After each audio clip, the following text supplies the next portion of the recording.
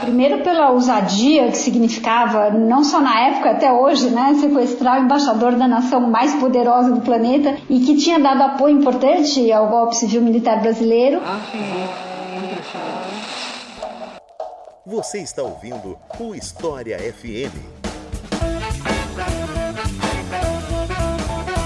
Salve, ouvintes do História FM, bem-vindos a mais um episódio desse podcast produzido pela Leitura Obriga História. Eu sou Iclis Rodrigues e hoje vamos falar sobre ditadura militar, do AI-5 ao fim da guerrilha do Araguaia. Esse aqui é o segundo episódio de uma trilogia que eu tô fazendo sobre a ditadura militar no Brasil. O primeiro episódio saiu em 2021 com o professor Carlos Fico e hoje estamos com o segundo episódio e para falar sobre esse tema eu convidei duas pessoas. Primeiro, um convidado que vocês já conhecem aqui do História FM, Ricardo Duve, a quem eu passo a palavra para se apresentar para vocês. Então, Ricardo, seja muito bem-vindo de novo e fique à vontade. Olá, Iclis, olá, Mariana, olá os ouvintes do História FM. Bem, me apresentando rapidamente, para quem ainda não me conhece, meu nome é Ricardo Duve, eu sou pesquisador e professor na área de História, leciono no ensino básico e sou pesquisador justamente há alguns anos, né, já da área da ditadura militar, é um tema que eu me interesso muito, tenho algumas publicações, enfim, trabalho nessa área e também, né, há boatos que eu apresento Estação Brasil no Leitura Obriga História, né, eu sou apresentador do podcast e enfim, estou muito feliz de estar aqui mais uma vez, né, no História FM,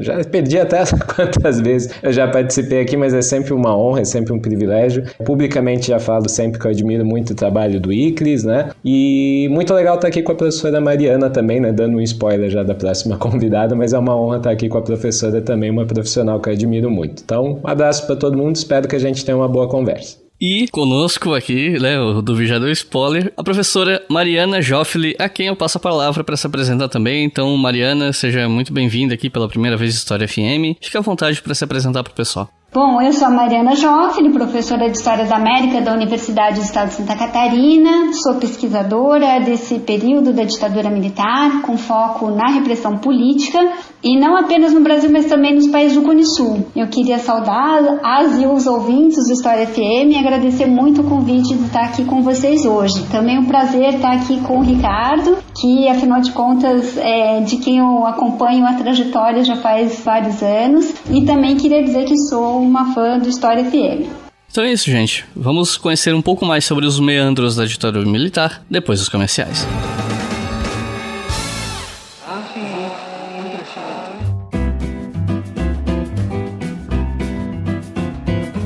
Normalmente, quando a gente chega aqui nesse segmento de comerciais, eu falo pra vocês da nossa campanha no Apoia-se, né? E eu vou falar assim, mas antes de falar do Apoia-se, eu queria falar que o História FM tem um Pix. Eu sei que tem algumas pessoas que não podem colaborar todo mês, tem pessoas que não sabem usar a plataforma do Apoia-se, enfim, tem pessoas que querem nos apoiar de outras maneiras, mas não conseguem ou não querem usar o Apoia-se por algum motivo. Como eu sempre digo, o apoio no Apoia-se ele é fundamental porque ele nos permite ter uma renda mensal. A gente consegue planejar a médio e longo prazo, porque a gente sabe quanto dinheiro mais ou menos vai entrar no mês, né? Independente de aumentar ou diminuir a base de apoiadores. Então a gente consegue ter um controle financeiro que permite a gente planejar expansão ou retração, enfim. E o Pix é uma coisa mais avulsa, né? Você nunca sabe quanto você vai receber exatamente, né? Então eu tô trazendo essa informação no Pix porque eu imagino que algumas pessoas não saibam e gostariam de colaborar de alguma maneira, né? O nosso Pix é leituraobrigahistoria@gmail.com, que é o selo Leitura Obriga História que produz História FM, Colunas de Hércules, Estação Brasil, Historicamente Correto, enfim. Então se você quiser colaborar com o Pix é leituraobrigahistoria@gmail.com. Mas como eu disse, o Apoia-se é a nossa principal forma de financiamento. E se você quer apoiar a gente, você pode fazer isso em apoia.se/obrigahistoria. Dá para colaborar com cartão de crédito ou boleto. E com R$2 por mês vocês já conseguem fazer isso. No final do ano dá R$24 se você apoiar R$2 por mês, né? Inclusive vale dizer que quem colabora com a gente, além de ter o seu nome lido aqui quando começa a ser apoiador, né? Você também tem a possibilidade de receber informações com antecedência, né, do futuro do podcast, de quais episódios que a gente está planejando, saber um pouco de bastidores. Você pode votar em enquetes para escolher os filmes que vão aparecer no podcast Historicamente Correto. A gente não vai fazer enquete para todos os episódios, mas vamos fazer pelo menos umas 9 enquetes na primeira temporada. Então você tem possibilidade de votar em vários filmes. Já foram 2 votações, inclusive. E com R$5 por mês, vocês podem ouvir o História FM, Colunas de Hércules e o Estação Brasil com antecedência. Às vezes antecedência de um dia, 2, 3, talvez, depende de quando eu recebo o episódio pronto, né, da edição. Mas, enfim, quem são os nossos novos colaboradores e apoiadoras? Eles são Alberto Neto, Luciana de Albuquerque, Camila Galan, Gustavo Gindre, Rafael Costa, Gabriel LCO, ele não botou o sobrenome, só botou as primeiras letras, acredito eu, Augusto Russo, Carmélio Dias, Vinícius Strack, Túlio Rodrigues, Leandro Bandeira, Lucas Miranda, Samuel Feitosa, Gabriel Saturnino e Rafael Andrade. Muito obrigado, pessoal. Como eu sempre digo, o apoio de vocês é absolutamente fundamental para a gente conseguir fazer esse podcast andar. Tudo isso aqui existe graças a vocês. E agora chega de papo e vamos pro episódio.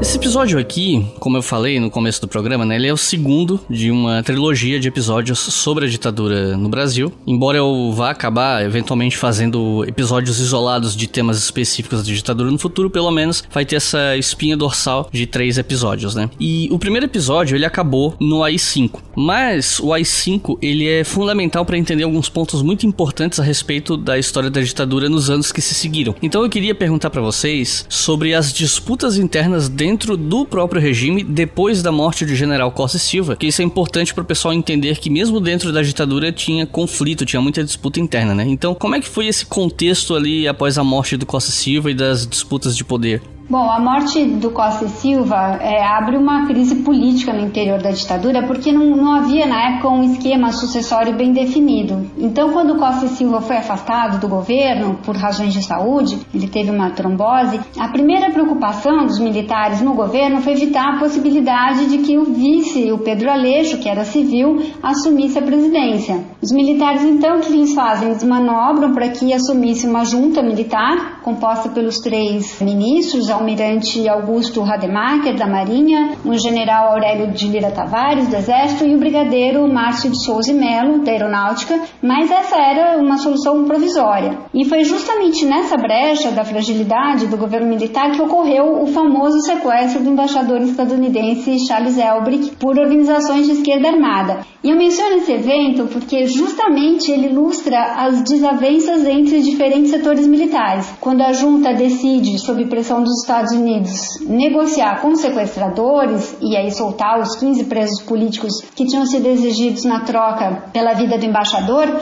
houve uma forte reação de um grupo de paraquedistas do Exército, apoiado por generais da chamada linha dura do regime e também de setores da aeronáutica que queriam provocar um acidente no avião, que era um Hércules C-130, que levaria os presos políticos liberados para o exílio no México. E aqui vale até um parênteses, porque os militares revoltosos que não queriam a soltura dos prisioneiros políticos, eles vão lá, então eles tomam uma rádio e eles fazem a leitura de um comunicado à nação brasileira, afirmando que estariam dispostos a fazer o maior dos sacrifícios e vejam, em nome de Deus e do Brasil acima de tudo. Então, embora eles não tenham conseguido evitar a soltura dos presos políticos, eles acabam, como uma forma de registrar o seu descontentamento, se recusando a participar do desfile de 7 de setembro que aconteceria pouco tempo depois. Mas voltando à crise sucessória, conforme ficou claro que o Costa e Silva não poderia reassumir as funções da presidência da República, as forças militares organizaram um sistema de consulta aos oficiais generais das 3 armas e a escolha recaiu sobre o general do Exército, Emílio Garrastazu Médici. E foi uma escolha bastante atribulada e bastante disputada, porque tinha grupos mais autoritários ainda que estavam disputando esse lugar, esse espaço político e que preocupavam outros setores militares, porque eles eram muito nacionalistas, eles tinham uma defesa muito contundente do nacionalismo de ultradireita e os outros setores achavam que isso poderia provocar uma divisão interna das Forças Armadas e até afastar o apoio da elite financeira civil, que na verdade estava interessada na internacionalização da economia brasileira. Por outro lado, o Médici, que foi quem acabou assumindo o governo, a presidência, acabou satisfazendo em grande medida esses setores mais radicais, porque o governo dele foi bastante violento na perseguição à oposição política. Outro desencadeamento importante do AI-5 foi o recrudescimento da luta armada, né? Afinal, ela ficou mais intensa mesmo? O AI-5 gerou novos grupos armados? E quais eram os principais grupos armados atuando ali, principalmente a partir de 69, né? É interessante interessante essa pergunta, porque um dos argumentos que se escuta muito é o de que o golpe militar no Brasil foi uma resposta às ações das organizações da esquerda armada. Em outros países da região, a gente pode até dizer que havia movimentos armados bem articulados antes do golpe. Por exemplo, os Tupamaros no Uruguai, o movimento da esquerda revolucionária no Chile, os montoneiros na Argentina. Mas no Brasil, antes de 64, era muito incipiente a organização de iniciativas nessa direção, e qualquer iniciativa de organização de grupos guerrilheiros na época foi desbaratada ainda em fase muito embrionária. O que havia sim eram os movimentos sociais de massa. Então, as organizações sindicais de trabalhadores urbanos e rurais, as ligas camponesas, movimento estudantil, que era muito atuante, movimento de artistas com projetos de cultura popular. Mas aí, no curso de 67, 68, aí foi ficando claro que os militares não iam se recolher tão cedo. E aí começam as discussões dentro da esquerda brasileira, dessas organizações, sobre mudar a estratégia de luta, já que os canais de participação política legal tinham sido vedados pela ação do governo, uma ação bastante autoritária. E aí é que ocorre o que o Jacó Gorender, ex-militante político e historiador das esquerdas, vai chamar de imersão geral na luta armada. Mas o AI-5 ele é menos um ponto de início do que um acontecimento que simboliza aí um fechamento ainda maior do regime e, ao mesmo tempo, abre as portas justamente para a repressão política mais sistemática, já que ele suprimiu uma série de direitos e garantias legais, ou seja, justamente vai institucionalizar um estado de exceção dentro do que já era uma ditadura. A repressão política começa a se organizar antes do AI-5 e as organizações clandestinas de esquerda começam a preparar suas ações antes disso também. Mas o grande confronto vai, de fato, ocorrer após o AI-5, que é um grande marco em termos da legislação autoritária. E aí houve grupos clandestinos de esquerda armada e não armada. Eu acho importante, primeiro, dizer que a repressão política se abateu sobre os dois tipos de organização. E segundo, que eram diversos grupos, os de esquerda, com orientações políticas todos mais ou menos no sentido de construir uma nova sociedade, mas bastante conflitantes em termos da escolha das estratégias de ação, dos modelos de revolução que eles seguiam. Então, para dar alguns exemplos, que tinha a Ação Libertadora Nacional, a ALN, que seguia o modelo cubano. Então eles tinham aquela ideia de um foco revolucionário criado pelos guerrilheiros e que depois, ao longo do tempo, se tornaria um movimento de massas. Da ALN, o dirigente mais conhecido foi, sem dúvida, o Carlos Marighella, um ex-deputado comunista, inclusive sobre o qual o Wagner Moura dirigiu um filme recentemente, estrelado pelo Seu Jorge. E a ALN esteve envolvida no sequestro do embaixador estadunidense que eu mencionei há pouco. Uma outra organização que ficou bastante conhecida foi a Vanguarda Popular Revolucionária, VPR, liderada pelo Carlos Lamarca, que era militar e desertou do quartel de Quitaúna, que fica em Osasco, em São Paulo, levando uma grande quantidade de armamentos, o que fez com que a repressão política, em especial os militares, tivessem um verdadeiro ódio ao Lamarca, porque justamente foi alguém que desertou das fileiras do exército para se unir ao maior inimigo, que eram as organizações da esquerda armada. A VPR mais tarde vai se juntar ao Comando de Libertação Nacional, Colina, e eles formam a Vanguarda Armada Revolucionária Palmares, a VAR Palmares, da qual a presidenta Dilma Rousseff foi militante. E houve diversos outros grupos de esquerda, e mesmo esses que eu citei tiveram dissidências ao longo do tempo, porque mesmo atuando contra o inimigo comum, que criava então um denominador entre eles, que era a luta contra a ditadura militar, a esquerda estava bastante fragmentada, porque não se tratava apenas de derrotar o autoritarismo, mas também de construir um novo modelo de sociedade que superasse os grandes problemas do capitalismo. A superexploração do trabalho, a desigualdade social, a miséria, a concentração de renda. Portanto, havia muitas divergências sobre os caminhos a serem adotados para chegar a essa nova sociedade. That the only thing we have to fear is fear itself. E qual teria sido o impacto do AI-5 dentro da política institucional, parlamentar e tal? Bem, o AI-5, eu acho que uma forma interessante de interpretá-lo quando a gente fala sobre política parlamentar ou política institucional dentro da ditadura, talvez seja uma frase que não tenha que ser tomada assim no seu sentido integral, mas talvez ele seja o fim das maiores ilusões que liberais ainda tinham em relação à ditadura. Quando eu coloco esse debate nesses termos, eu quero dizer que muitos políticos civis, principalmente, ainda alimentavam uma certa ilusão, políticos mais liberais, mais conservadores, de que ainda não vivíamos talvez uma ditadura, né?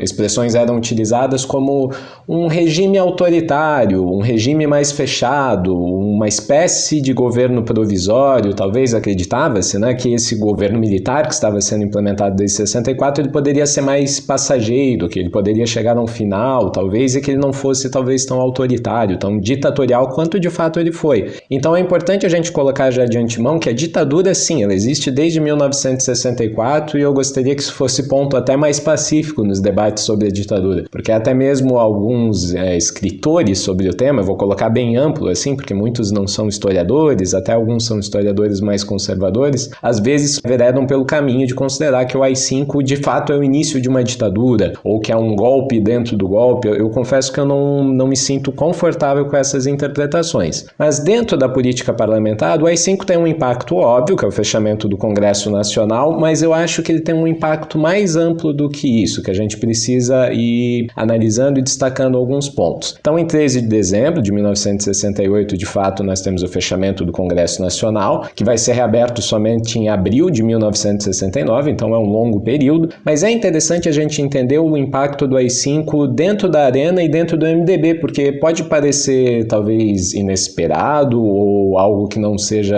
tão de conhecimento geral, mas o próprio AI-5 tem um impacto dentro da Arena. Não há nenhuma dúvida que o impacto é muitíssimo maior dentro do MDB e o AI-5 era muito mais voltado a combater a oposição. Quanto a isso não há dúvida, mas eu só quero colocar aqui que até mesmo a Arena sofreu com algumas represálias, então falar um pouquinho sobre esse impacto tanto na Arena quanto no MDB. Para a Arena, é interessante a gente perceber que quando todas aquelas tensões que envolvem o AI-5, do caso da cassação ou não de Moreira Alves, do deputado Márcio Moreira Alves, né, deputado pela Guanabara, deputado federal. Isso já foi trabalhado no outro episódio, né, com o professor Carlos Fico. Mas a partir do momento que se debate antes do AI-5, né, se o Márcio Moreira Alves deveria ser cassado ou não, tem uma informação curiosa levantada pela professora Lúcia Grimberg, que tem um livro muito interessante sobre a história da Arena, que ela coloca que 216 deputados votaram contra a licença para processar o Márcio Moreira Alves. Então eles foram contrários ao governo cassar o mandato, né? Entrar até mesmo com um processo, né,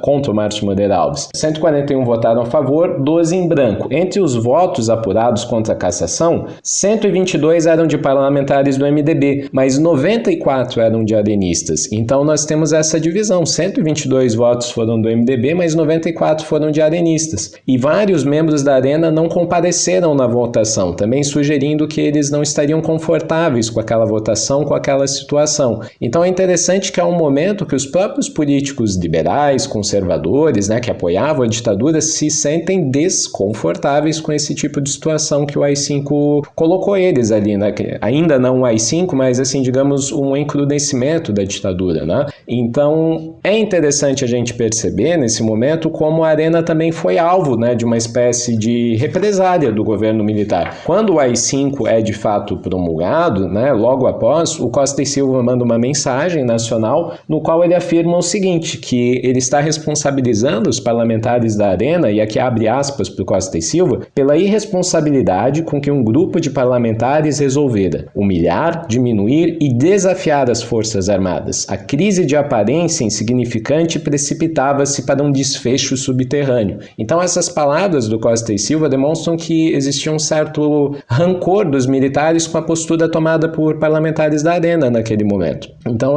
acho válido a gente pensar que o AI-5 ele teve um impacto até mesmo nessa relação entre civis e apoio civil com a ditadura, né? Gerou uma série de tensões. Mas feito essa colocação sobre a Arena, não há nenhuma dúvida que os impactos foram muito maiores contra o MDB, porque de acordo com a professora Maria Dalva Kinzo, que tem um livro interessantíssimo sobre o MDB, né? um livro clássico dela, durante esse período, né, do fechamento do Congresso Nacional, que começa em 13 de dezembro de 68, até a reabertura dele, em abril de 69, a ditadura militar cassou o mandato de 45% dos parlamentares do MDB em nível federal, isso levando em consideração que a gente não consegue contabilizar direito o nível de cassações em nível estadual e municipal, que provavelmente aumentaria esse número, né, de forma expressiva, e ao se observar a formação do quadro da política brasileira, após os resultados, por exemplo, né, os impactos que nós vamos ter, se a gente for ver o que vai ser a política brasileira depois das eleições de 70 e depois que são nacionais, e as eleições municipais de 1972, a gente vai perceber o crescimento estrondoso que a Arena teve, porque o MDB tinha dificuldade até mesmo de fazer política, principalmente no interior, onde o MDB tinha dificuldades de abrir um diretório. Chegou a um ponto que a própria ditadura começou a tentar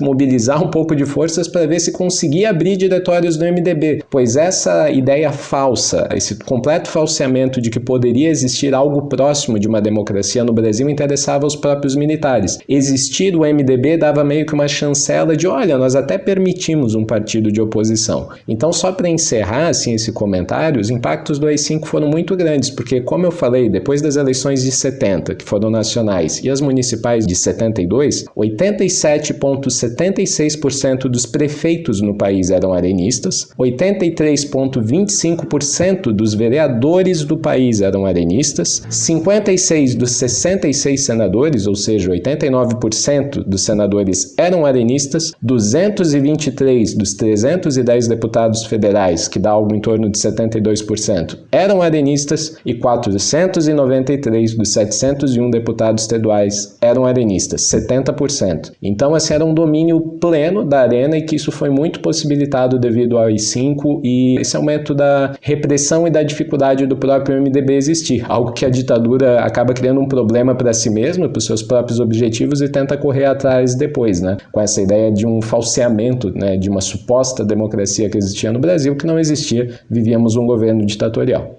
E aproveitando que a gente tá falando de eleição e tal, quando a gente fala em ditadura, sempre tem alguém que aparece pra dizer que não era uma ditadura porque tinha alternância de poder, tinha troca de presidentes e tal. Bom, além disso ser uma fachada, né, não dá pra negar que era uma ditadura por causa disso, quase não se fala sobre a questão de governadores, prefeitos, vereadores. E aí eu queria perguntar como é que isso funcionava. Governadores, prefeitos, vereadores, enfim, eles eram eleitos, tinha eleição, ou eles eram escolhidos pelos presidentes ou em outra instância? Afinal de contas, como é que isso funcionava?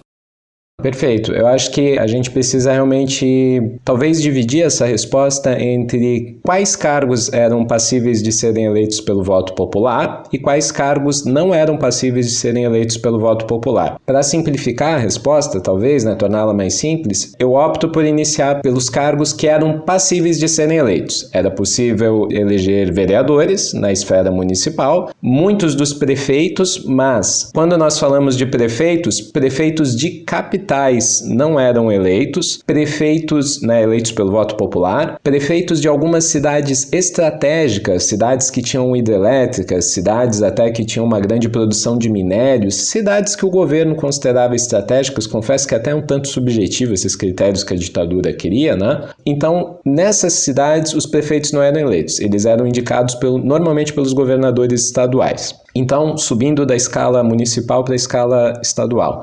Eram passíveis de serem eleitos deputados estaduais, em nível estadual, né, basicamente deputados estaduais, para formar o legislativo, mas os governadores não eram eleitos. Os governadores eram eleitos por colégios eleitorais. E para a gente entender o que eram colégios eleitorais, em nível estadual, pelo menos, né, eram formados por basicamente os deputados estaduais, e se não me engano, depois da emenda constitucional, que a gente já vai falar a respeito, acho que alguns vereadores até às vezes são passíveis de participar desses colégios eleitorais, mas principalmente principalmente a Assembleia Legislativa Estadual. Então eram eleições indiretas, a Assembleia Legislativa Estadual poderia eleger um governador. E novamente, daí pode dar ideia ao ouvinte que, então se a oposição elegesse a maioria dentro da Assembleia Legislativa, era possível termos um governador do MDB? Possível, sim, em teoria. Na prática se tornava muito difícil, principalmente porque eleições, principalmente no interior, pelo que nós temos dados, essas eleições elas eram majoritariamente vencidas pela Arena. Quando a gente vê os resultados das eleições no geral, durante o bipartidarismo, são nas grandes capitais que nós temos uma maior votação do MDB, mas no interior a Arena sempre quase prevaleceu, é uma característica desse período, né? Então era muito difícil que o MDB conseguisse formar maioria legislativa. A partir, e não é o recorte desse episódio, mas a partir de 1974, o MDB começa a vencer algumas eleições, ampliar a sua base parlamentar, mas mesmo assim a ditadura daí vai criar uma série de artifícios que vão impedir que o MDB consiga eleger governadores, pelo menos dificultar,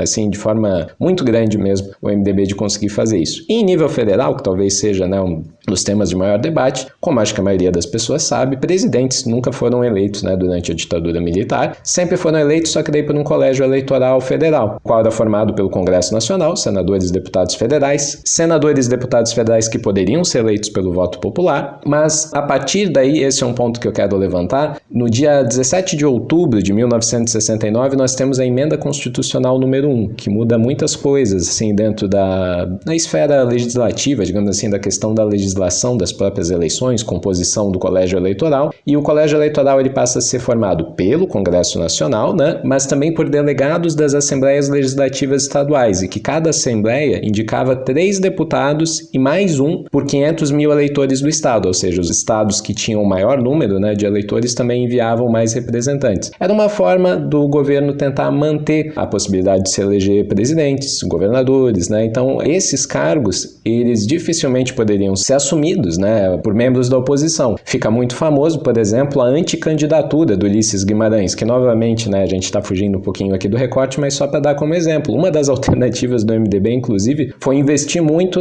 numa candidatura que eles sabiam que seria derrotada, né, que são em 1973, com a transição, né, de Médici para Geisel, o Ulisses Guimarães ele queria uma candidatura como líder do MDB e que eles sabiam que eles iam perder, mas a ideia era justamente mostrar, olha, nós estamos aqui levando para a imprensa, fazendo campanha e tudo, eles começam a fazer campanha dessa candidatura do Ulisses Guimarães para presidente, mas chamando de anticandidatura, porque não haveria chance do Ulisses conseguir vencer com o Congresso Nacional e o colégio eleitoral formado pela sua maioria por apoiadores do governo, né? Então, mais uma vez, vivíamos um período ditatorial. Recentemente até, né, o Bicris até compartilhou no seu Twitter e tudo, eu cedi uma entrevista para um jornalista no UOL que foi publicado falando sobre um curso do Alexandre Garcia, né, o jornalista, entre aspas, e justamente um dos argumentos que ele utiliza para falar sobre a ditadura, que não era ditadura, pois existia revezamento, né, entre os militares, não eram sempre os mesmos militares no poder, existiam eleições indiretas, sim, eleições indiretas que eram impossíveis da oposição conseguir competir dentro delas, tamanho o número de... Na verdade, nem tanto o número, mas a força com que o próprio governo utilizava para que a oposição não tivesse chances de vencer essas eleições, seja por cassações, seja dificultando a criação de diretórios do MDB no interior e por aí vai. Então, mais uma vez, a gente não pode nunca deixar de falar que vivíamos num período de ditadura, onde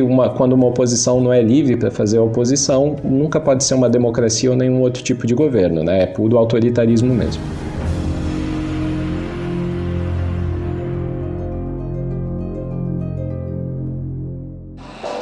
Você está ouvindo o História FM.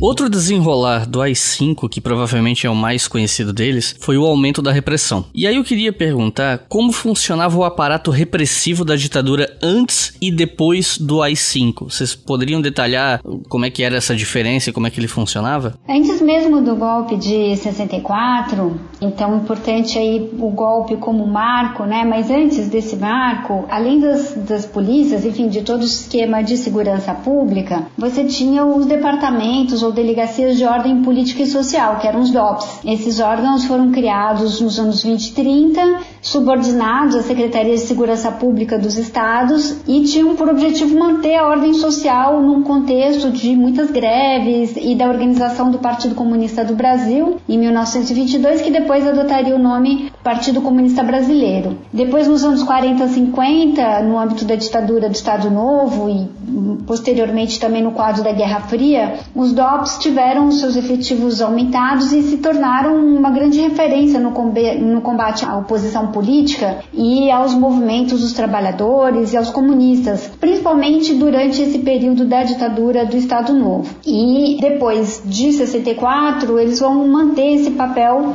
e durante toda a ditadura militar vão ter uma atuação expressiva. Mas logo depois do golpe, pegando 64 como marco, você já tem a criação do famoso Serviço Nacional de Informações, o SNI, que foi criado durante a presidência do general Castelo Branco e dirigido pelo general Golbery Couto e Silva. E esse órgão, em pouco tempo, se ramificou e ele tinha agências regionais em diversos pontos do país. Logo depois, aí já em outubro de 65, tem um marco importante quando a gente fala em repressão política, que é o ato institucional número 2, sendo que o primeiro ato institucional não tem número, né? Mas a partir do 2 isso passa a ter uma série. E esse ato justamente que mostrava que a ditadura não ia ser tão breve assim, que de fato teria continuidade nessa política, como eles diziam, revolucionária, né? No sentido de mudar as bases do país, trazia esse ato importantes mudanças. E uma das que eu gostaria de mencionar aqui é justamente submeter os civis à justiça militar em caso do que se dizia de crimes contra a segurança nacional. Depois disso, a partir de julho de 67, o SNI também se expandiu muito, com informações recolhidas pelas divisões de segurança e informações que foram criadas nos ministérios civis, as assessorias de segurança de informações que atuavam junto às universidades e às empresas estatais, e depois também em 66 a criação do Centro de Informações do Exterior, o CIEX, que foi instituído com a função de monitorar as atividades políticas dos brasileiros fora do país, então os exilados políticos, e também dos estrangeiros dentro das fronteiras nacionais. Ainda em 67 foi criado o Centro de Informações do Exército, o CIE, que foi bastante atuante, principalmente depois do AI-5, em operações de aniquilação dos grupos de esquerda armada. E depois de 67, já em 68, o ano do AI-5, a Aeronáutica também cria o seu órgão de informações, que também atuou na repressão política, e a partir de 1970 passou a ter o nome de Centro de Informações de Segurança da Aeronáutica, que era o CISA. E em 1971, a Marinha, que já tinha um serviço que existia desde 1957, mas que era um serviço de informações com funções assim, de informação mais na área militar, reformula o seu órgão de informações para se adequar às necessidades da perseguição aos militantes políticos, e ainda em 71 tem a criação da Escola Nacional de Informações, a ESN, em Brasília, que era justamente para formar pessoal para esse conjunto de órgãos, né, tanto de informação quanto repressivos. Agora, o que é bastante significativo, quer dizer, vocês estão vendo que aí a cronologia vai primeiro num crescendo de 64 até o AI-5, e que o AI-5, então, quando a gente está falando dos órgãos de informações das Forças Armadas, alguns foram criados logo antes do AI-5, outros logo depois, mas o que tem de marco quando a gente está falando do AI-5 é justamente porque depois dele muitas organizações de esquerda, então, decidem começar a se organizar em ações contra a ditadura militar, as ações armadas, e aí em 1969, logo depois do AI-5, portanto, foi criado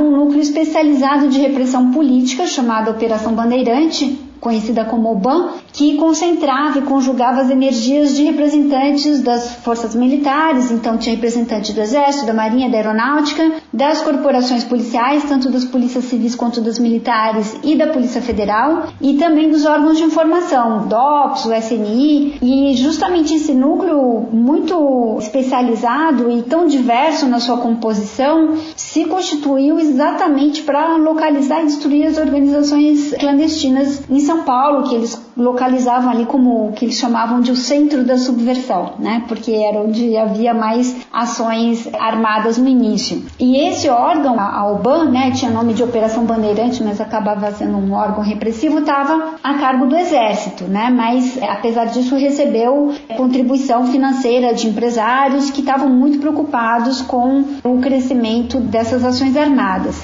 E aí a OBAN é considerada um enorme sucesso no combate à subversão, a esses grupos de esquerda, e quando mais ou menos estava para completar um ano, o Exército então oficializa a OBAN, então que era uma operação, passou a ser de fato um órgão, que já com uma composição mais robusta, e passou a se chamar Destacamentos de Operação de Informações, o DOI. Então esses destacamentos foram criados em várias capitais do país e eram coordenados pelos Centros de Operação de Defesa Interna, os COD, e daí que ficou essa sigla DOI-COD, muito associada à repressão política. Eu queria também destacar que depois do AI-5, já em 69, houve também a militarização das polícias, que passaram a adotar o modelo que nós temos hoje, né, de polícia militar. Ou seja, o Ministério do Exército na época, que era comandado pelo general Orlando Geisel, o irmão do que seria depois mais um dos presidentes da ditadura, o Ernesto Geisel. O Orlando Geisel, então, quando era ministro, assumiu o controle operacional das polícias militares, que inclusive haviam sido a principal força de choque contra os protestos de rua e principalmente os movimentos, as passeatas estudantis de 68, e aconteceu muitas vezes da Secretaria de Segurança Pública passarem as mãos de oficiais superiores das Forças Armadas. Então é importante ressaltar isso, que em paralelo à criação de toda uma estrutura especializada na repressão política, no combate ao crime especificamente político, houve também todo um movimento de militarização das forças de segurança do país. E esse movimento de militarização das forças de segurança segue como um legado da ditadura militar. Quando se fala em luta armada contra a ditadura, alguns dos atos que mais chamaram a atenção e ainda hoje são bastante mencionados são os sequestros de embaixadores estrangeiros do Brasil, sendo talvez o mais famoso deles o embaixador suíço, que foi sequestrado numa ação organizada pelo Carlos Lamarca, que pediu a libertação de 70 presos políticos pela ditadura. Aí eu queria perguntar como é que eram esses sequestros, se vocês poderiam citar os principais sequestros dessa época, sobre se eles conseguiram ou não resultados, enfim. Esses sequestros foram ao todo 4. O primeiro, e aqui eu discordo de você, e o mais famoso foi justamente o do embaixador estadunidense, porque inclusive foi o primeiro, e ele acontece em setembro de 1969, então naquele momento de crise sucessória do governo, organizado no Rio de Janeiro, por duas organizações da esquerda armada, que eram o Movimento Revolucionário 8 de Outubro e pela Ação Libertadora Nacional, comandada pelo Carlos Marighella.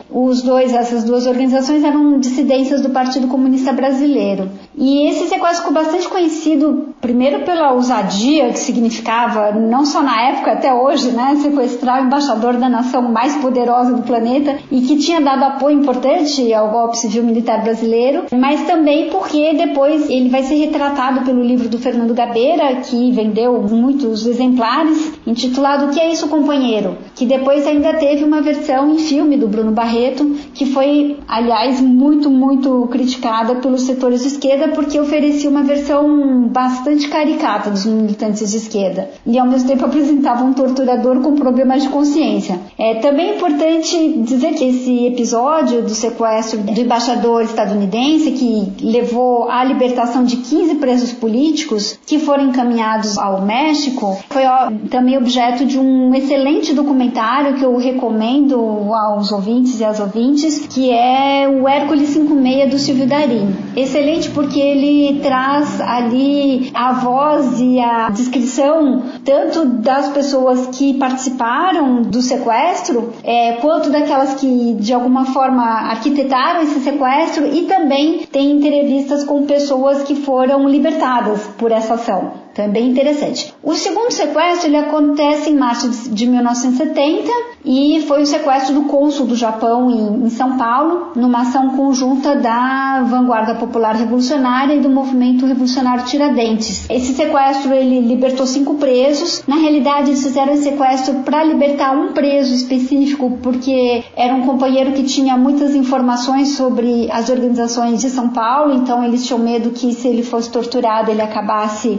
dando informações que levariam os órgãos repressivos a destruir essas organizações. Então eles acabam pedindo a soltura desses 5 presos, que também foram encaminhados para o México, e esse episódio foi objeto também de um livro que foi publicado pelo próprio cônsul, que foi sequestrado, com um título não muito original, que foi O Sequestro do Diplomata. O terceiro sequestro foi em junho de 1970, do embaixador da Alemanha Ocidental, no Rio de Janeiro, formação da LN e da VPR, e aí eles já conseguiram a libertação de 40 presos políticos, que nesse caso foram encaminhados à Argélia. E por fim, o quarto, em dezembro de 70, vocês veem que esses sequestros todos transcorrem num curto período de tempo, né? Então esse de dezembro de 70 foi do embaixador suíço, também no Rio de Janeiro, pela VPR. E esse, como foi mencionado, teve um número recorde de libertações, né? Foram 70 presos políticos que foram enviados ao Chile, que então era presidido pelo socialista Salvador Allende. E ao mesmo tempo que esse sequestro foi um sucesso, porque ele conseguiu soltar tanta gente, muito mais que os demais, ele foi muito desgastante. Foi uma negociação dificílima com o governo, muito demorada. O governo militar questionou diversos dos nomes que estavam na lista dos prisioneiros a serem libertados, e justamente por isso, por essas tensões todas, acabou marcando o fim dessa estratégia por parte da esquerda armada. E aí eu queria só comentar rapidamente, para finalizar, que esses sequestros tiveram algumas consequências importantes. Primeiro, que eles libertaram uma quantidade significativa de presos políticos que foram enviados para outros países e que vão organizar no exterior uma série de campanhas de denúncia da ditadura militar brasileira. Então foi um desgaste da imagem do regime, tanto no interior do país, porque foram ações muito ousadas e bem-sucedidas, que conseguiram então libertar uma série de presos políticos, mas também no exterior, por conta das denúncias que fizeram os presos políticos que foram libertados. E não apenas tem esses países que já foram mencionados, Argélia, México e Chile, mas esses exilados também, alguns acabariam indo para a Europa ou para os Estados Unidos, então essas denúncias se espalharam. Por outro lado, e isso é muito complicado também, e é por isso também que essa forma de ação política se esgotou, esses sequestros levaram a um recrudescimento da violência do regime, e é uma perseguição que foi sem tréguas por parte dos órgãos repressivos contra as organizações de esquerda. E foi justamente nesse contexto, no contexto do primeiro sequestro, aliás, do embaixador estadunidense, que foram criados o ato institucional número 13, que previa o banimento do território nacional de pessoas perigosas para a segurança nacional, ou seja, esses presos políticos foram enviados para o México, foram banidos, e o ato institucional número 14, que instituía a pena de morte em casos de guerra externa, psicológica diversa, revolucionária ou subversiva. Então, enfim, teve resultados significativos do ponto de vista do desgaste da imagem da ditadura militar, mas também significou um cerco muito forte e repressivo às organizações da esquerda armada. It's one small step for man, one giant leap for mankind. A Copa de 1970 acabou sendo um grande evento na época, né? Não só porque foi uma época em que os televisores estavam ficando mais populares no Brasil e tal, mas também pela própria vitória do Brasil com um dos melhores times que a seleção já teve e tal. E a ditadura tentava instrumentalizar a seleção, né? Tipo, quando eles demitiram o técnico João Saldanha, que foi quem classificou a seleção pra Copa, mas era militante e incomodava dos militares, né? E teve também aquela canção bem famosa, que eu acho que ela se chama Pra Frente Brasil, não tenho certeza, que falava muito sobre a união nacional em torno da seleção, aquela coisa, de repente aquela corrente pra frente, parece que todo o Brasil deu a mão, martelando essa ideia de um país unido, né? E aí eu queria perguntar o que a gente pode falar sobre a relação entre o futebol e a ditadura nessa época.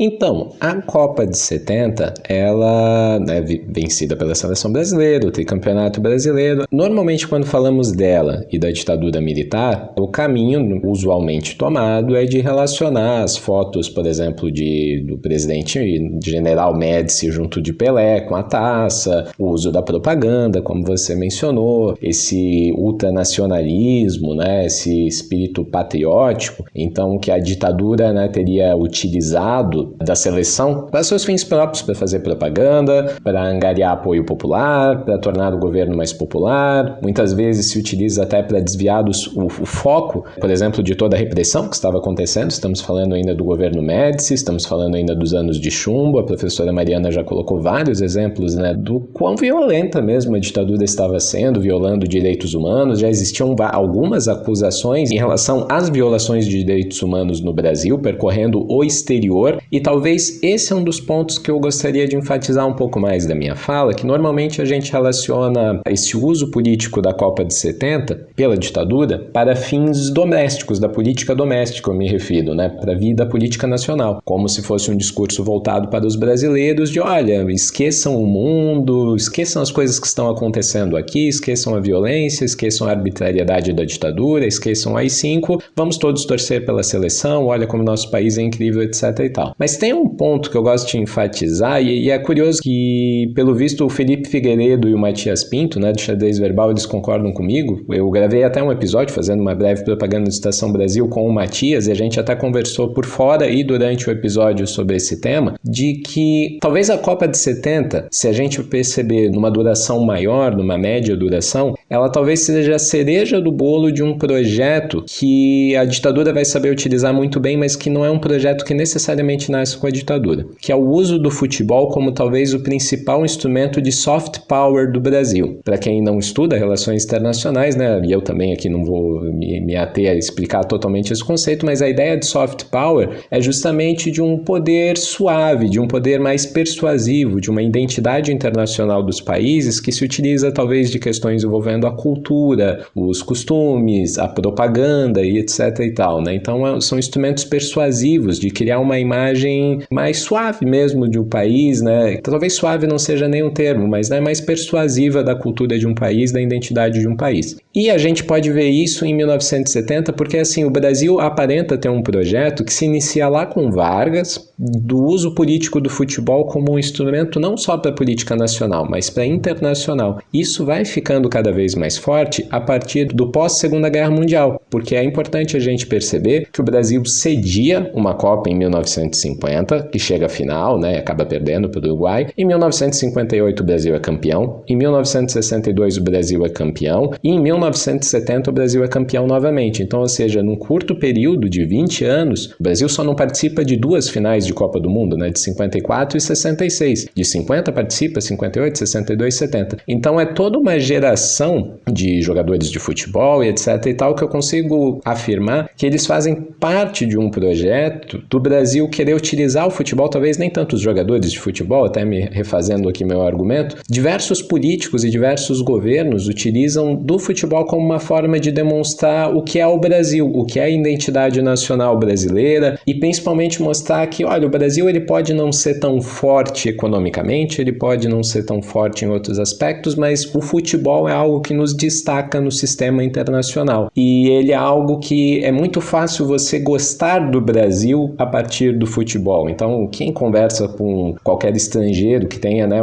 às vezes um mínimo de simpatia pelo futebol e às vezes não, normalmente ele vai relacionar o Brasil a futebol e como algo alegre, e até essa construção do nosso futebol como algo alegre é uma construção social, né, e uma construção política também. Então, a ditadura, ela faz uso desse instrumento, mas é importante a gente entender que ela não cria esse instrumento. Então, só para caminhar assim, justamente para finalizar o argumento e a fala, eu acho que é importante a gente entender isso. Há todas essas questões que nós já falamos, da ditadura utilizando para escamotear uma série de problemas, essa propaganda. O governo Médici, né, o professor Carlos Fico, em Reinventando o Otimismo, demonstra como o governo Médici investe muito em propaganda numa série de sentidos, slogans, propaganda visual, imaginário coletivo, etc e tal. Mas eu acho que o que eu estou comentando aqui é muito pouco falado e é importante a gente entender. A Copa de 70 ela é transmitida para o mundo inteiro. inteiro, é uma imagem do Brasil para o mundo inteiro. O Brasil passa a ser associado mais como a vitória de Pelé, um homem negro incrível, o maior jogador de todos os tempos. O Pelé pensou até se aposentar, ou que aquela seria a última Copa dele, tinha toda uma imagem em cima do Pelé. Então várias dessas coisas vão tomando a cena, e eu acho que é a consolidação, a partir de 1970, de que o futebol é o nosso soft power. A gente, no sistema internacional, nós vamos ser conhecidos principalmente por meio desses instrumentos, do futebol principalmente, e isso não é qualquer coisa, isso não é secundário, isso não é de importância inferior. Isso é muito importante para a gente perceber como o Brasil vai se consolidando dentro de um sistema internacional enquanto um país ainda subdesenvolvido ou em desenvolvimento, como era o termo que se colocava na época, ou até melhor, sendo mais específico, um país na periferia do capitalismo. Então é interessante ver como o Brasil utiliza esse instrumento para se inserir no mundo. E obviamente a ditadura vai utilizar para os seus fins, mas acho também importante a gente entender de uma forma de uma duração mais ampla. Não foi só a ditadura que fez isso, e isso inclusive não encerra somente na ditadura. Então acho que esse comentário é importante, né? Claro que, como a gente falou, tem todas essas questões envolvendo violação de direitos humanos no Brasil, mas há de se pensar também de uma forma mais ampla, né, essa questão do uso político do futebol. Só um adendo,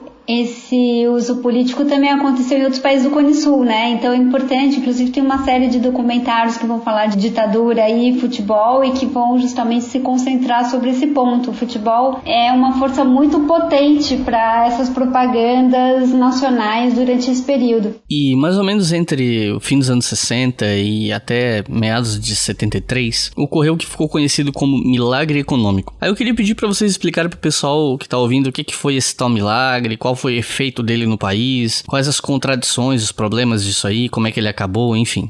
Perfeito. Eu acho que precisamos contextualizar o dito milagre econômico, que é um termo criado pela própria ditadura para se vangloriar, né? Mas eu acho que mais específico, a gente tem que entender o que foi chamado de milagre econômico. Um crescimento acelerado em um curto espaço de tempo. Um crescimento muito acelerado do PIB durante um curto espaço de tempo, entre 1967 a 1973, em que o Brasil registra taxas de mais 10% anuais de crescimento do PIB, né? Do Produto Interno Bruto do país. Mas eu acho que é importante a gente contextualizar esse crescimento e por que ele pareceu tão impressionante na época. Durante o governo João Goulart, essa transição, né, entre o governo João Goulart, o golpe de Estado e os primeiros anos da ditadura, nós temos uma mudança de política econômica muito importante. O governo João Goulart tinha uma política mais desenvolvimentista, focado no mercado interno, tentando valorizar os produtos nacionais, as empresas nacionais, uma política salarial, né, mais focada nos trabalhadores, no consumo dos trabalhadores, né, uma política talvez mais à esquerda, mais desenvolvimentista, mais trabalhista, né, os moldes do trabalhismo, mas existiam alguns problemas também, como a alta inflação,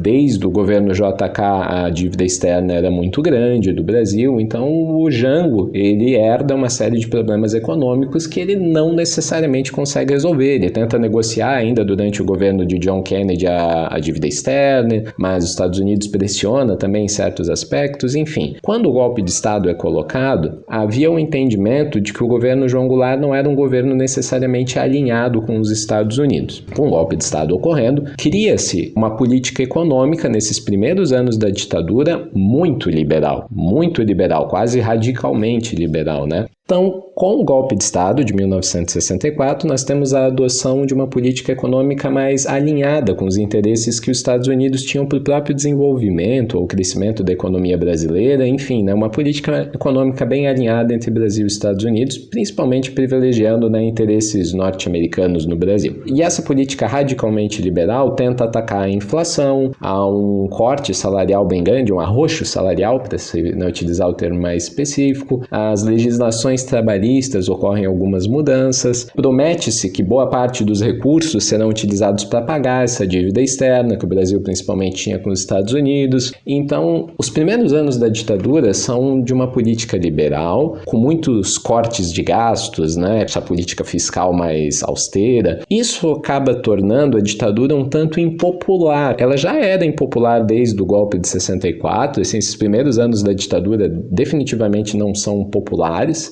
Há grandes grandes questionamentos na sociedade brasileira sobre o rumo que as coisas estão tomando e principalmente na parte econômica. Então a ditadura tenta recorrer a um artifício de não retornar definitivamente. Alguns economistas, eu acho que às vezes confundem completamente as coisas, de que a partir de 1967 a ditadura ela teria tomado também um modelo econômico desenvolvimentista. E não é o caso, porque daí faz parecer que Getúlio Vargas, João Goulart, JK e ditadura é tudo a mesma coisa, são todos políticas econômicas desenvolvimentistas. Não é o caso, mas a partir de 67 o Antônio Delfim Neto assume, a pasta da Fazenda e de fato há uma tentativa de desenvolvimento econômico muito focada na intervenção do Estado na economia. Só que daí, assim, intervenção de Estado na economia, e o Iclis tem um vídeo muito bom no Leitor do Obriga História, um dos vídeos mais clássicos talvez do canal, falando de diferenças entre direita e esquerda. Se você considera que a intervenção do Estado na economia é simplesmente uma política de esquerda, há um problema sério de conceitual ali, e um problema sério em vários sentidos, né? Porque a intervenção no Estado ela pode ser, por exemplo, como ocorreu durante o milagre econômico, de favorecer grupos muito específicos, como por exemplo os setores de agroexportação no Brasil nesse momento. A ditadura consegue flutuar bem num problema cambial que ocorre no momento. O Delfim Neto compra muitos dólares num momento que, isso foi muito importante também para esses índices elevados de crescimento. Há uma questão do dólar ali que é importante também de ser mencionada, mas a ditadura começa a investir em infraestrutura, para o desenvolvimento da infraestrutura nacional, setor industrial. Muitas empresas estatais são criadas nesse período, mas tudo muito focado por um desenvolvimento econômico ainda absurdamente desigual. Então, quando a gente fala do milagre econômico, é importante a gente entender que esses crescimentos, sim, são elevados, de 67 a 73, acima de 10% mesmo do PIB,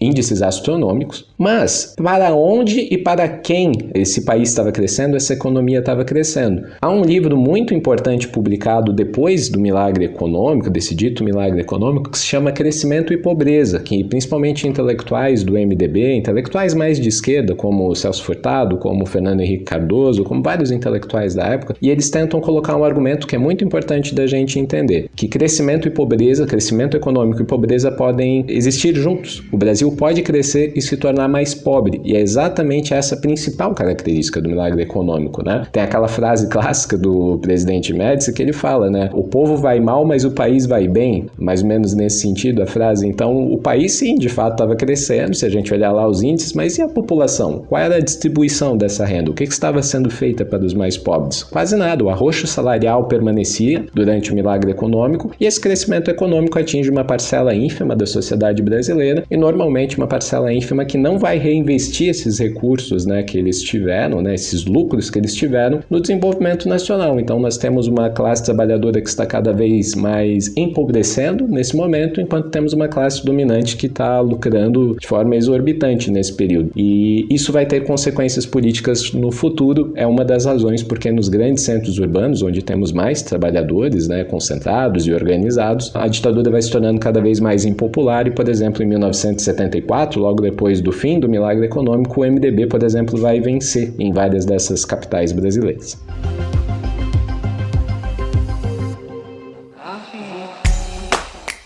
Se você quiser colaborar com o História FM, você pode fazer isso via Pix, usando a chave leituraobrigahistoria@gmail.com. E assim você colabora para manter esse projeto educacional gratuito no ar.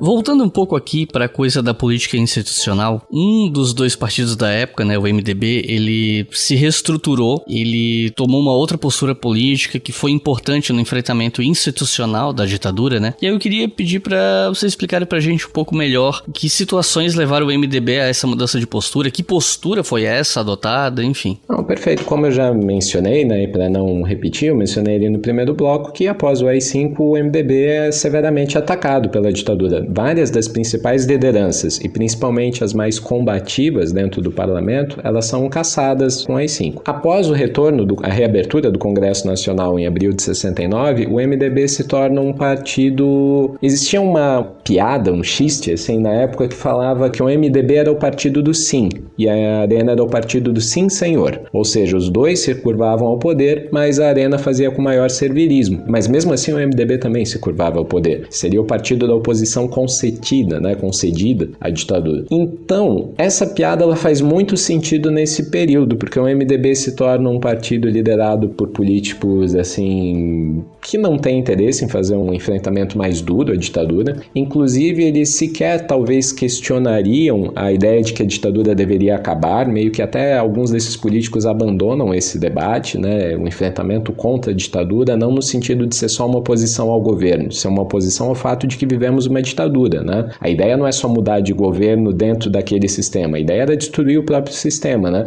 Mas alguns políticos do MDB nesse momento preferem não fazer esse debate, né? Eles são muito conservadores nesse período. Só que tem uma coisa curiosa, em 1970, nas eleições nacionais, o MDB de fato perde de forma cachapante para a Arena. Só que as lideranças e os políticos que o MDB elegem têm um perfil mais combativo. E é curioso que nessas eleições de 70 tem duas características. Uma vitória muito interessante da Arena, mas um número de votos brancos e nulos muito expressivo. Então, a vitória da Arena tem que ser relativizada já em 1970, porque o número de votos brancos e nulos é gigantesco. Desculpa, sempre é importante a gente ter informação precisa, mas é taxa de mais de 30%, né, de votos brancos e nulos, isso com certeza. Então, existia uma descrença da população em relação à própria Arena, em certo sentido, mas também a lideranças do MDB que fossem simplesmente uma réplica quase, né? Não fossem uma oposição à ditadura, né? Replicassem muitas vezes argumentos da ditadura. E algumas dessas lideranças que são eleitas, poucas, né? O MDB elege poucos parlamentares em 70, mas elas são bem combativas, elas têm uma postura mais crítica à ditadura. E aí, nesse momento, a gente vai ter uma cisão dentro do MDB entre a ala dita moderada, que representa esses políticos que eu já falei,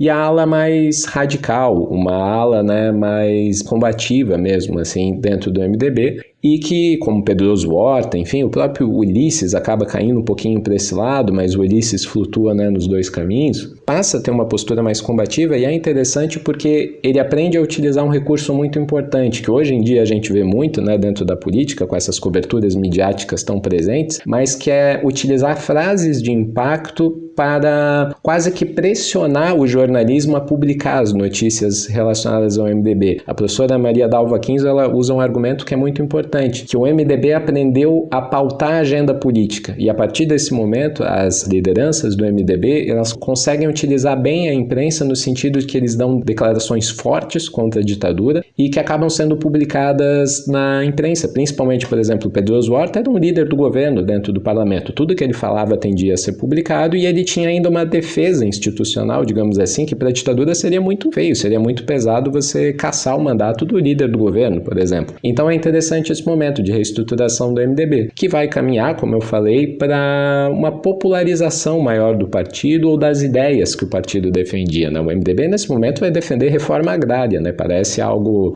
fora de tom, assim, algo não, reforma agrária é algo defendido só por socialistas, comunistas, mas não, o MDB defendia a reforma agrária, defendia coisas interessantes, assim, se a gente pensar quem eram esses políticos do MDB, né? Parece que eles foram meio que empurrados para terem políticas mais à esquerda. Mas basicamente seria isso, essa reestruturação do MDB começa ali mais ou menos em 71, quando Ulisses Guimarães assume como presidente nacional do partido. A anticandidatura que eu já falei do Ulisses é muito importante como uma forma de acusar a ditadura, de chamar a ditadura pelo seu nome, né? De fato falar, olha, vivemos numa ditadura, né? Não há meio termos aqui, e cada vez mais essa postura combativa parece que vai trazer frutos para o MDB, porque o MDB vai crescendo dentro do eleitorado e obtendo resultados eleitorais, não só eleitorais, mas sociais mesmo, assim, interessantes, e não é à toa que vai ser uma das frentes da redemocratização brasileira, pelo menos dentro da política institucional, será liderada pelo MDB. E uma coisa que se fala muito quando se estuda a ditadura militar é sobre uma suposta separação entre a linha dura e os castelistas, que seriam uma vertente mais branda e tal, né? Essa divisão, ela ainda faz sentido hoje em dia nos estudos sobre esse assunto? Ou é um negócio mais superado e tal? O que é que vocês acham?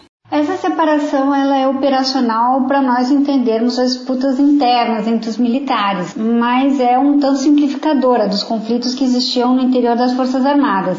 As instituições militares, elas são atravessadas por diversas disputas, questões de afinidade política, mesmo pessoal, as experiências compartilhadas, conflitos, mágoas, inclusive projetos pessoais de carreira e de poder, como aliás ocorre no seio de qualquer instituição. Então, dependendo de que aspecto você está estudando, de como você toma, que objeto de estudo você tem, você pode classificar as diversas posições dentro de uma ou outra categoria e inclusive criar diversas outras categorias. Por exemplo, se nós tomarmos a questão do nacionalismo como critério de divisão e justamente aí estava falando que o nacionalismo na economia não necessariamente é uma visão da esquerda, nós podemos encontrar grupos nacionalistas mais autoritários ou mais desenvolvimentistas entre os militares, assim como grupos mais simpáticos a um alinhamento com os Estados Unidos e partidários de uma abertura econômica do país ao capital externo. Se nós pensarmos já em outros termos, por exemplo, em termos de hierarquias, nós vamos ter questões que diferenciavam os diversos estratos. Vamos pensar o processo decisório que escolheu Médici como presidente,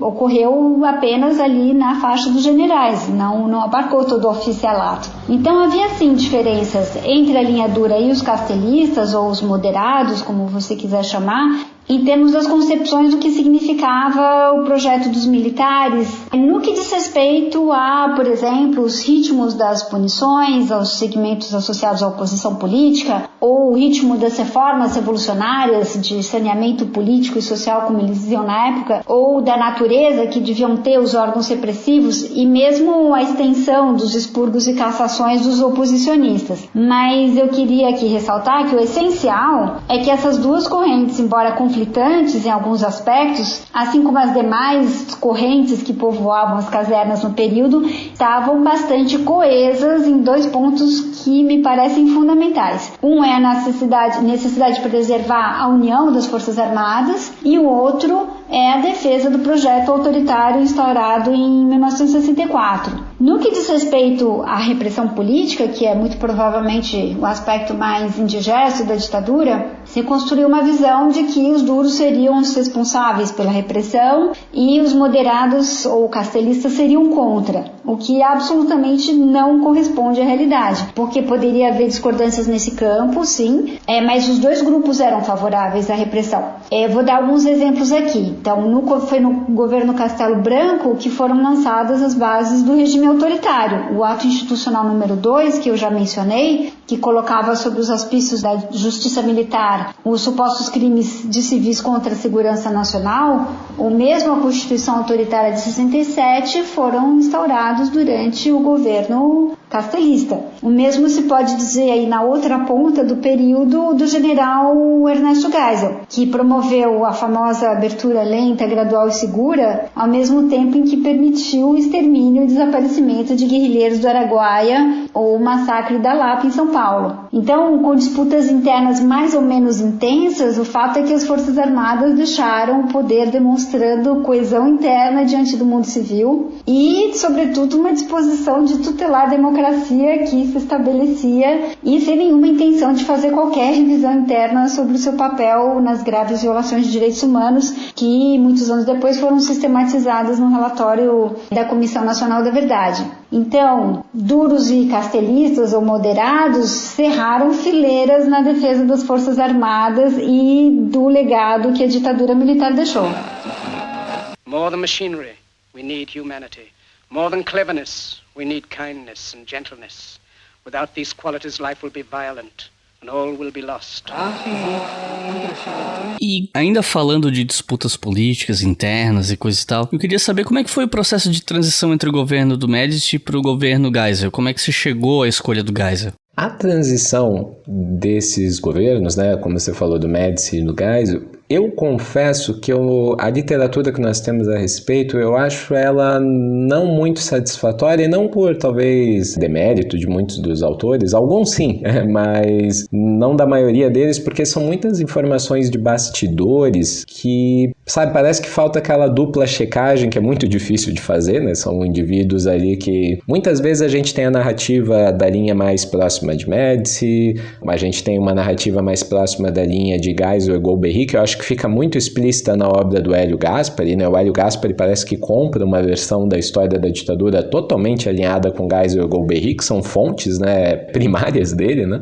O acesso, né, às memórias e justo a conversas com Geisel e Golbery. Então elas são muito circundadas de boatos, de posturas. Em certa literatura parece que Médici e Geisel tinham uma posição muito bem resolvida entre si, que inclusive Médici confiava em Geisel como um general muito respeitado dentro das Forças Armadas, com uma história importante dentro das Forças Armadas. Alguma outra literatura coloca que Médici suspeitava um tanto de Geisel, que o perfil de Geisel talvez não fosse interessante para aquele momento. Enfim, eu não quero ficar tanto nessas políticas de bastidores, que eu confesso que eu acho muito temerário realizar algumas afirmações nesse sentido. Mas fato é que são dois projetos políticos diferentes, em dois momentos diferentes da ditadura, e talvez esse seja o fator mais importante. Quando Médici assume, a ideia é institucionalizar de uma vez por todas a ditadura, não abrir margens para outra coisa que não fosse isso. A ideia de Médici é justamente garantir a continuidade do que eles denominavam processo revolucionário e principalmente tentar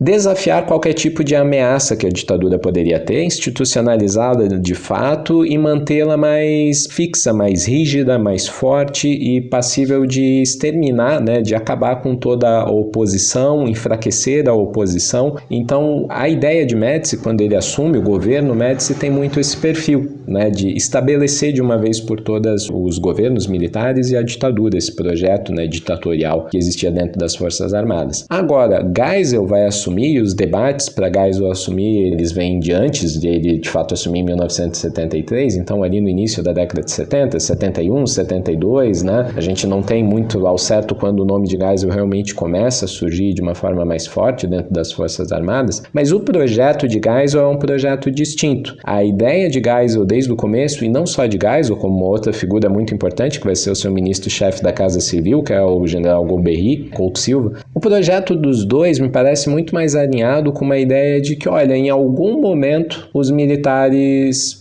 Esse tipo de governo que estamos mantendo, que está institucionalizado, e para eles é muito importante, esse era um passo muito importante, institucionalizar esse tipo de governo, mas em algum momento nós precisamos criar algum tipo de distensão num primeiro momento, e por distender quem sabe tirar os aspectos mais duros da repressão, e repressão quando eu digo institucional, porque a repressão física, a violência, assim, né, quem sabe até mude a expressão repressão por arbitrariedades institucionais, fazer uma distensão meio que jurídica, talvez o AI-5 não seja necessário como ele era, talvez algumas legislações, né, não sejam tão necessárias como era. Então, no momento, a ideia era de estender, deixar talvez menos arbitrário a legislação da ditadura. O que, de fato, Geisel logo vai se arrepender no início, com a vitória do MDB em 74, em 76 nós vamos ter a Lei Falcão, em 77 vamos ter o pacote de Abril, Geisel fecha o Congresso Nacional novamente, né, em 1977. Então, essa ideia de distensão do Geisel também parece que é um projeto inicial e que logo ele deixa de lado, o governo Geisel deixa de lado. Mas esse projeto do Geisel parece que o fundamental dele, no primeiro momento, era essa tentativa de extensão que eu falei, mas de criar caminhos para que os militares possam sair do poder executivo, desse posto, né, de governar de fato um país, estar ali no primeiro posto da política, para retornar aos quartéis de uma forma segura e que não impedisse que os militares ainda tivessem muitos poderes dentro de um futuro governo, seja ele civil, seja ele o que for, né? Não ficava muito claro que tipo de transição seria essa que Geisel queria, mas então,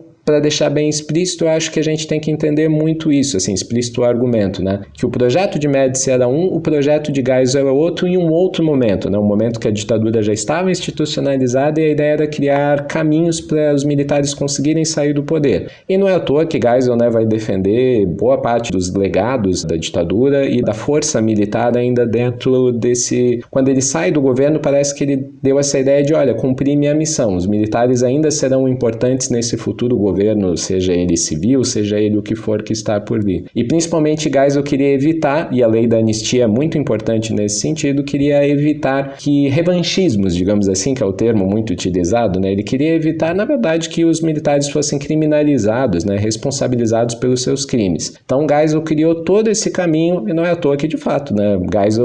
O projeto de Geisel é vitorioso nesse sentido, né? Que a lei da anistia, embora fosse aprovada já no governo Figueiredo, acaba não responsabilizando os militares pelos seus crimes. Então, mais do que a transição, que como eu falei, né, a gente fica muito num disse, que confesso que não é uma das partes que mais me interessa na história, mas é importante a gente entender essa transição de dois projetos diferentes para a ditadura em momentos diferentes. Só fazer um adendo, se vocês me permitem, eu acho que tem um elemento aí fundamental, que eu concordo com o Ricardo em relação a esses dois projetos, que cada um se adequava a um momento diferente da ditadura. Então, primeiro dizer que o Ernesto Geisel pôde fazer essa transição porque o Garrastazu Médici já tinha feito praticamente uma aniquilação das organizações da esquerda armada, além de ter submetido a sociedade brasileira a um clima repressivo e a uma série de reformas que realmente coibiram durante muito tempo os movimentos sociais, sem falar nas consequências que essa repressão,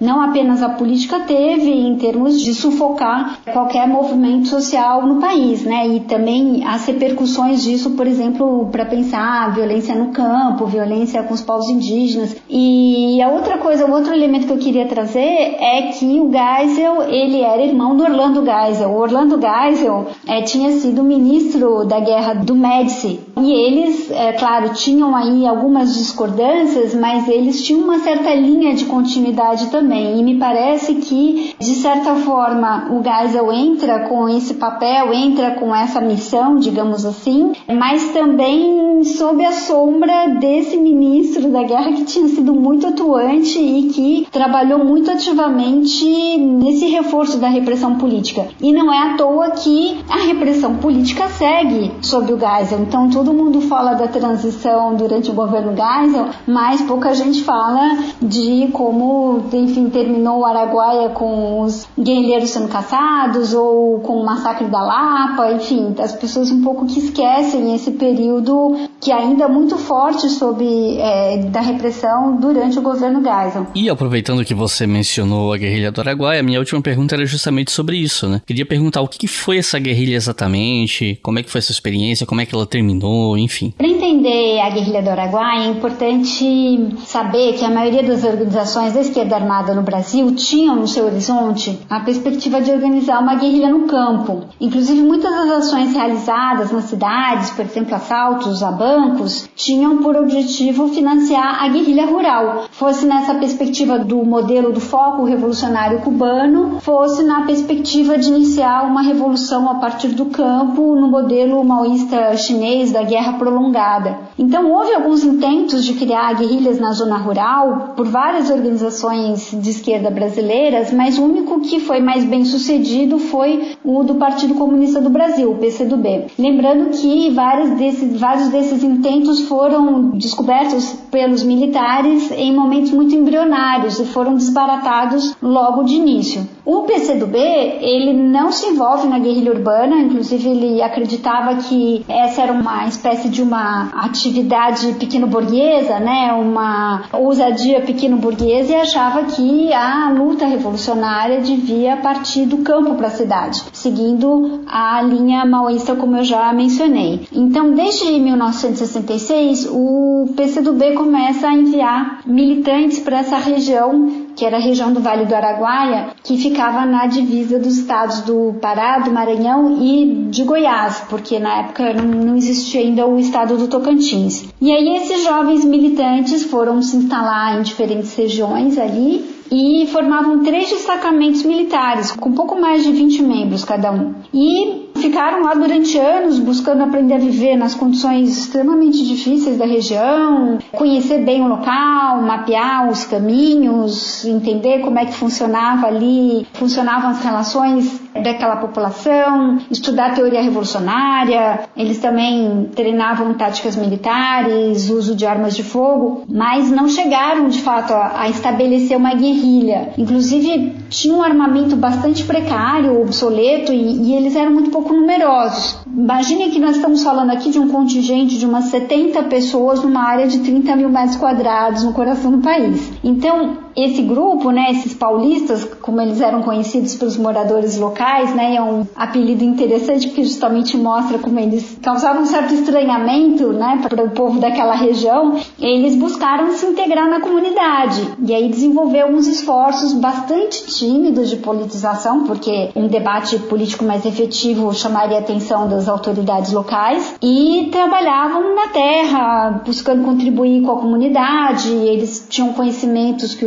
a população local não detinha, e então eles eram muito respeitados e queridos por isso, porque eles montavam escolas, prestavam serviços médicos, serviços sanitários e ajudavam de diversas maneiras uma população muito carente de serviços públicos. E, bom, quando o Exército toma conhecimento da presença de um foco guerrilheiro do PCdoB nessa área, e eles primeiro em Xambioá, em 72, ele deflagra 2 campanhas militares potentíssimas com tropas regulares, com tropas especiais de paraquedistas, e foram campanhas massivas, com mais de 7 mil homens, as 3 forças armadas, e não conseguem desmantelar a guerrilha. E aí então eles fazem um recuo tático, eles saem da região, esperam alguns meses e depois eles fazem toda uma campanha de repreparação e organizam uma operação de informações no meio da população local. Então eles se misturam à população local, se dizendo engenheiros do INCRA, gente que queria comprar terra lá, que estava interessado em se estabelecer lá, para identificar o paradeiro dos guerrilheiros, para conseguir entender quais eram os camponeses que se aliavam aos guerrilheiros e com isso conseguir localizar a esses guerrilheiros. E aí no segundo semestre de 1973 eles organizam uma nova ofensiva, aí com a participação de tropas de elite dos paraquedistas, a partir das informações que eles haviam coletado. E essa ofensiva implicou numa severa repressão à população local, né? Então foi, assim, muitos moradores torturados, maltratados, muitos deles foram obrigados a trabalhar para as forças militares para justamente tentar localizar o paradeiro dos guerrilheiros, né? Então fazer o retraçamento ali do caminho dos guerrilheiros, e eles moveram uma verdadeira caça aos guerrilheiros, inclusive aplicando uma política de extermínio, vários relatos de prisioneiros que eles fizeram, que depois eles assassinaram, e não apenas assassinaram, como depois ainda organizaram operações de desenterrar esses restos mortais e ocultá-los, justamente para evitar o reconhecimento do paradeiro dessas pessoas. Então a guerrilha do Araguaia vai produzir dezenas de desaparecidos e vai ficar muito forte ali a marca na região da presença desses militares. Então, muitos anos depois, você tem ali a presença de pesquisadores acadêmicos, e depois quando inclusive os membros da Comissão Nacional da Verdade estiveram por lá, ou da Comissão de Anistia, fica muito claro que a população ali ficou muito traumatizada por essa atuação do Exército, que então estava atrás dos guerrilheiros, mas que na realidade aterrorizou e torturou muita gente na população. Então foi realmente alguma coisa muito marcante do ponto de vista da repressão política esse episódio da guerrilha do Araguaia.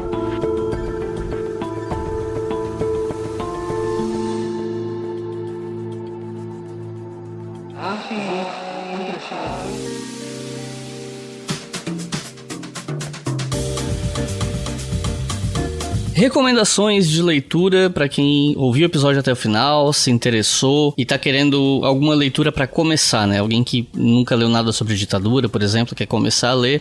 Se vocês tivessem que recomendar livros, quais seriam? Então a gente pode começar talvez pelo Ricardo, aí depois a Mariana. Ricardo, que 2 livros você recomendaria para quem tá ouvindo o podcast? Bem, eu recomendaria 2 livros, e eu vou recomendar os 2 livros. Eu gostaria de fazer um pedido para se alguma editora estiver ouvindo o episódio, para que talvez esse livro possa ser reeditado. Então os 2 livros que eu gostaria de recomendar é o livro da professora Mariana, porque eu acho que é um dos principais livros, um dos mais interessantes, é um livro premiado, inclusive, que trata sobre a repressão nesse período, e talvez seja o aspecto mais importante realmente da gente tratar, principalmente em respeito às vítimas da ditadura militar. Então, que é No Centro da Engrenagem, é um livro, né, que fala sobre o DOI-CODE, né, e é um livro muito bem documentado, um texto muito bem escrito. Então acho que para quem tem interesse em entender como funcionava a repressão no Brasil nesse período, eu sugiro o livro da professora Mariana. E o outro livro que eu gostaria de sugerir, como a gente falou um tanto de política parlamentar nesse período, seria o livro Arena, Partido Político ou Bode Expiatório, da professora Lúcia Grimberg, que é um livro que me abriu bastante a cabeça para estudar a ditadura por um outro viés, dessa política institucional, do apoio civil que a ditadura teve. Então esse livro é o único livro que nós temos que de fato conta a história da ARENA, né, da Aliança Renovadora Nacional, partido de apoio da ditadura. Então acho que ficam essas duas recomendações de duas autoras muito importantes sobre esse período. E a recomendação, na verdade nem a recomendação, por favor, uma sugestão ao livro da professora Maria Dalva Kinzo, que eu citei aqui, que se chama Oposição e Autoritarismo, Gênese e Trajetória do MDB. Esse livro ele está custando assim um rim na estante virtual. E eu gostaria muito que ele fosse reeditado, porque é um livro que é muito, muito, muito interessante, não só para quem estuda política institucional nesse período, né, o MDB, a ARENA, mas para quem estuda a ditadura. É um livro muito rico em informações e ele não tem uma reedição nova que a gente possa comprar por um preço acessível. Então, se editoras estiverem ouvindo aqui, por favor, atendam esse apelo. E Mariana, o que você recomendaria? Eu pessoalmente gosto muito de uma trilogia organizada pelos pesquisadores do Centro de Pesquisa e Documentação da Fundação Getúlio Vargas, de entrevistas com militares que ocuparam postos importantes no período, em particular depois do AI-5. Essas entrevistas foram feitas na década de 90 pelos pesquisadores Maria Celina de Araújo, o Celso de Lumari Soares e pelo Celso Castro, que inclusive recentemente publicou uma entrevista com o general Vilas Boas. E essas entrevistas são muito interessantes, porque elas permitem conhecer a visão de atores relevantes e atuantes no período, e elas têm, então, essa trilogia tem 3, evidentemente, títulos, né? O primeiro volume é o Visões do Golpe, o segundo volume é Os Anos de Chumbo, e o terceiro volume, A Volta aos Quartéis. Portanto, ele se organiza essas entrevistas de forma cronológica para cobrir esses 3 momentos, né? Quando os militares chegam, dão o golpe e os primeiros anos do golpe, como eles veem isso. Depois o período realmente de uma repressão política mais intensa e como é que foi esse processo de retorno aos quartéis e de devolver o poder político para os civis. A outra indicação que eu teria vai no extremo oposto, que é a biografia do Carlos Marighella, escrita pelo jornalista Mário Magalhães, que foi publicada pela Companhia das Letras. O livro chama Marighella, o guerrilheiro que incendiou o mundo. E eu acho um título muito justo, porque de fato o manual do guerrilheiro do Carlos Marighella correu o mundo, correu as esquerdas internacionais e é citado em diversos pontos e foi muito influente para diversos movimentos de esquerda por todo o mundo na época. E inclusive fica aqui a sugestão para quem está ouvindo que a gente tem um episódio gravado com o Mário Magalhães sobre a história do Marighella. Para quem quiser ouvir, já está aqui no feed do História FM há bastante tempo. Então é isso. Vocês gostariam de deixar alguma consideração final? Eu gostaria de agradecer muito pelo convite, né, por estar mais uma vez aqui no História FM. Foi um prazer, né, ter uma conversa sobre um tema tão importante. Sempre é muito importante a gente falar sobre o período da ditadura militar, numa finalidade, digamos, pedagógica e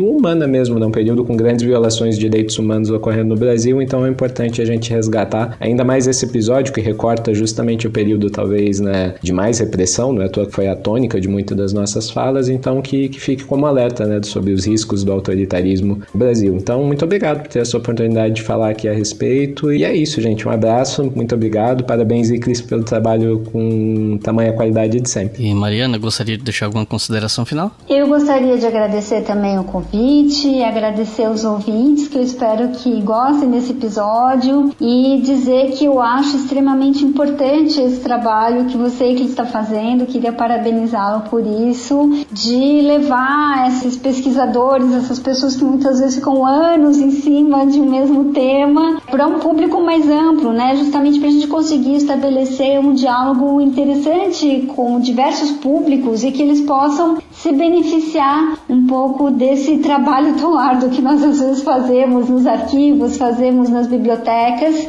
mas que nós fazemos não porque nós queremos ficar aqui encerrados no nosso cantinho, mas ao contrário, porque são temas que nós consideramos extremamente candentes e extremamente importantes para a sociedade e que justamente nós queremos que esteja aí se espalhando, né? Criando debate, criando um melhor conhecimento, um conhecimento um pouco mais elaborado, mais denso, mais dialogado, e portanto eu acho o trabalho do História FM excelente. Fica como sugestão então que no Estação Brasil nós temos um episódio com a professora Mariana e com a Paula, também uma outra pesquisadora na área, justamente sobre a Comissão Nacional da Verdade. Então quem quiser continuar ouvindo sobre o assunto, conhecer mais esse debate da ditadura militar depois da ditadura militar, né, os legados e os julgamentos, né, o debate jurídico sobre o pós-ditadura militar, tem esse episódio interessante sobre a Comissão Nacional da Verdade no Estação Brasil. Então é isso, gente. Muito obrigado para quem ouviu até o final. Daqui a uns dias é aniversário do golpe, então as pessoas vão estar falando muito disso nas redes sociais. Vocês podem compartilhar esse episódio, o anterior também, de dezembro de 2021. E queria lembrar que a gente tem uma campanha no Apoia-se que financia esse e todos os podcasts do selo, né? Com R$5 por mês vocês podem ouvir o História FM, Estação Brasil e o Colunas de Hércules com antecedência, mas mesmo com R$2 você já financia todos os podcasts da casa. Então é isso, muito obrigado e até a próxima.